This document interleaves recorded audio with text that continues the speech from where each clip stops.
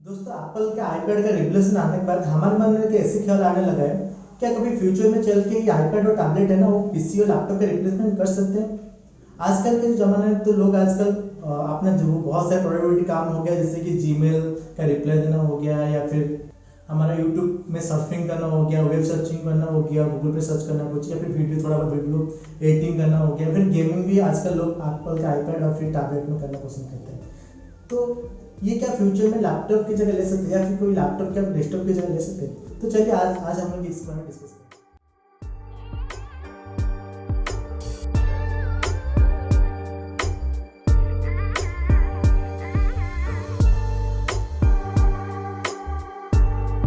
तो पहले तो यहाँ पे बात है कीबोर्ड और माउस की। हाँ, हम लोग कीबोर्ड माउस अपने आईपैड में भी डाल सकते हैं, या फिर टैबलेट में भी यूज़ कर सकते हैं कीबोर्ड माउस थोड़ा बहुत, लेकिन ये उसके लिए नहीं बना है। अगर आप लोग टैबलेट में माउस कीबोर्ड माउस से यूज़ करें तो या फिर टैबलेट लेने का क्या फ़ायदा, वो तो उतना ही बल्कि होगा जैसे कि लैपटॉप हो गया। तो यहाँ पे टैबलेट अगर आप खरीद ले हो तो आप टच स्क्रीन यूज़ करने के लिए कर लो, ठीक है। यहाँ पे जो एप्लीकेशन होते हैं वो टैबलेट के लिए स्पेसिफिकली डिजाइन किया जाता है, तो डेस्कटॉप वाला एप्लीकेशन यहाँ पे नहीं यूज होता। आप लोग अगर डेस्कटॉप की बात करोगे तो उसका एप्लीकेशन अलग है और इसका एप्लीकेशन अलग है। तो यहाँ पे जो प्रोसेसिंग पावर की बात किया जाता है, तो प्रोसेसिंग पावर यहाँ पे तो रिक्स बेस आर्किटेक्चर यूज होता है प्रोसेसर में। लैपटॉप में आप लोग लैपटॉप और डेस्कटॉप में x86 वाला यूज होता है ज़्यादातर। हाँ, आजकल एप्पल और माइक्रोसॉफ्ट दोनों चाहते हैं कि हम अपने डिवाइस में रिक्स बेस आर्किटेक्चर वाला प्रोवाइड करें। माइक्रोसॉफ्ट ने बालकन से पार्टनरशिप करके अपना सॉफ्टवेयर स्टोर में ऐसा लॉन्च करने वाला है, या फिर एप्पल अपना A14 बायोनिक के साथ न्यू लैपटॉप लॉन्च करने वाला है। तो फिर यहाँ पे तो बात आता है कि ये लोग अपना रिक्स आर्किटेक्चर प्रोवाइड करने वाला है लैपटॉप्स में, लेकिन फिर भी हम लोग ये वाला डिस्कस करने वाले हैं। देखो, तो डेस्कटॉप की बात आती है, डेस्कटॉप और लैपटॉप और टैबलेट की यहाँ पे जो एक मेन डिफरेंस आता है पावर सोर्स का। क्योंकि देखो, डेस्कटॉप में आप लोग डायरेक्ट एसी के थ्रू पावर लेते हो, और लैपटॉप में और टैबलेट में आप लोग सिर्फ बैटरी के थ्रू पावर लेते हो। तो इसका पावर जो है ना, पावर सोर्स बहुत लिमिटेड रहता है, तो उसके हिसाब से इसको मैनेज करना पड़ता है। फिर आता है कूलिंग सिस्टम। डेस्कटॉप के पास एसी सोर्स है, बहुत बड़ी जगह है, तो आप लोग आराम से कोई भी कूलिंग सिस्टम उसके अंदर डाल सकते हो, बहुत सारे एयर कूलिंग सिस्टम रहता है। लेकिन अगर आप लैपटॉप और टैबलेट की बात करोगे तो यहाँ पे बहुत लिमिटेड जगह ही रहता है कि आप उसमें कुछ कूलिंग सिस्टम डाल सकते हो। क्योंकि अगर टैबलेट के अंदर आप लोग एयर कूलिंग देना चालू करेंगे तो ये बहुत ज़्यादा बल्कि हो जाएगा, या फिर लैपटॉप में अगर आप 7-8 पंखे लगा दोगे तो ये बहुत ज़्यादा बल्कि हो जाएगा, फिर लैपटॉप का कोई मतलब ही नहीं होगा। तो कूलिंग सिस्टम तो एक जगह हो गया। फिर कूलिंग सिस्टम बहुत ज़्यादा पावर कंजप्शन भी करता है, तो उसके हिसाब से भी लैपटॉप और टैबलेट इतना अच्छा कूलिंग प्रोवाइड नहीं कर सकते जैसे डेस्कटॉप प्रोवाइड करते हैं। तो कूलिंग सिस्टम अगर ज़्यादा अच्छा प्रोवाइड करें तो आप परफॉर्मेंस ज़्यादा अच्छा डेस्कटॉप प्रोवाइड करें।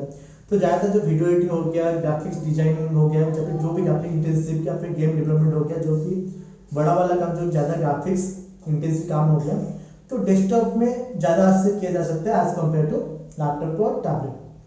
क्योंकि पावर की बात आ गई, ग्राफिक्स की बात आ गई, ज़्यादा प्रोसेसिंग पावर की बात हो गया।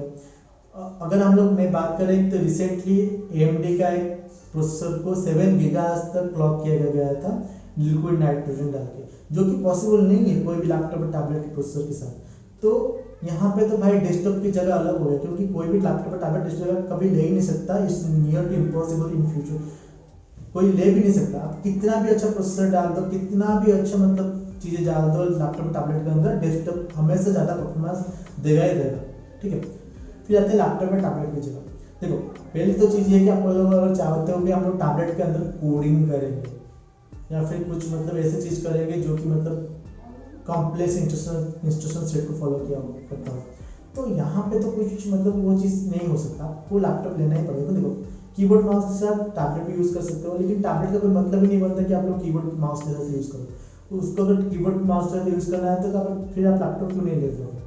तो अगर कीबोर्ड माउस की बात आती है, बहुत सारी चीज़ें हो गया, टच स्क्रीन इंटरफेस में आप टाइप करोगे या फिर कोई कीबोर्ड माउस में टाइप करोगे, डिफरेंस आपको पता चल ही जाएगा। क्योंकि देखो, कीबोर्ड माउस के साथ अगर आप लोग यूज़ कर रहे हो तो आपको बहुत ईजी लगेगा यूज़ करने के लिए, गेमिंग करना हो गया, जो भी करना हो गया, तो ठीक है। अगर आप लोग डेस्कटॉप बेस्ड एप्लीकेशन को यूज़ करें टैबलेट में तो फिर इतना अच्छा सपोर्ट भी नहीं करेगा। वो डेस्कटॉप वाला एप्लीकेशन जो है ना, वो बहुत ज़्यादा पावर हैंडी होता है, तो यहाँ पे तो वो डाल ही नहीं सकते हो टैबलेट में। अगर लैपटॉप में डाल लो, लैपटॉप जो है ना वो डेस्कटॉप और टैबलेट के बीच का हिस्सा है,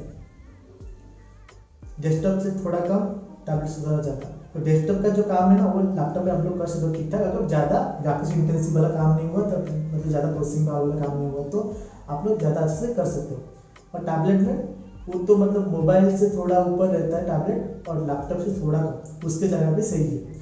तो सब अपने अपने जगह पे सही है। हम लोग ऐसे मतलब किसी को भी किसी का रिप्लेसमेंट के तौर पर नहीं ले सकते। हाँ, टैबलेट थोड़ा बहुत लैपटॉप का रिप्लेसमेंट कर सकता है आगे चल के थोड़ा बहुत, लेकिन डेस्कटॉप तो भाई अलग जगह पर ले रहा है। डेस्कटॉप का रिप्लेसमेंट करना न्यू इम्पॉसिबल है।